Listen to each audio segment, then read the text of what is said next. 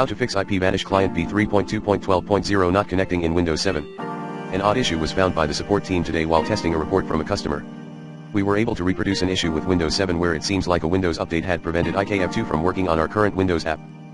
We are unable to positively identify the exact update at this time, but we can confirm that installing the latest update, KB4467107 2018-11 Security Monthly Quality Rollup for Windows 7 for x64 base systems, http://support.microsoft.com/help/4467107. Available as of today, it somehow allowed IKEv2 to start working from the client again. This has been reproduced. In short, IKEv2 in Win 7 stopped working after a Windows update, and started working again after applying the latest Win 7 update listed above.